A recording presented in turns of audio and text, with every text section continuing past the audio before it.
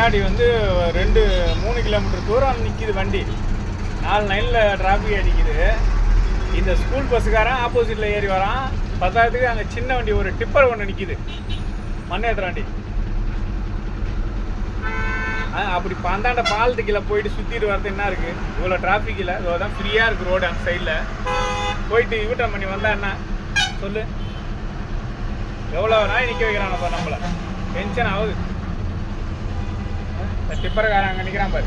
இவனால் எவனுமே போக முடியல. நிற்கிறான் பாரு. இவன் ஒருத்தனால எவனும் போக முடியல.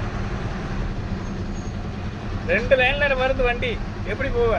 2 லைனில் வருது. இந்த சைடு வருது, அந்த சைடு வருது. நீ எங்கன்னா போ. இவனுக்கெல்லாம் கேஸ் போடுங்க.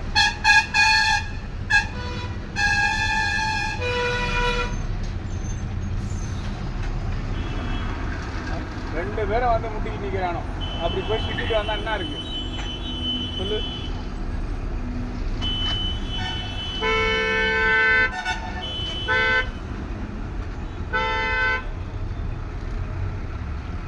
ஃப்ரீ ஆயிடுச்சு.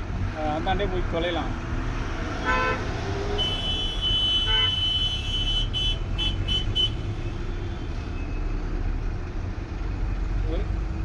ஆப்போசிட்டில் தான் ஏறி வர பார்க்குறான்.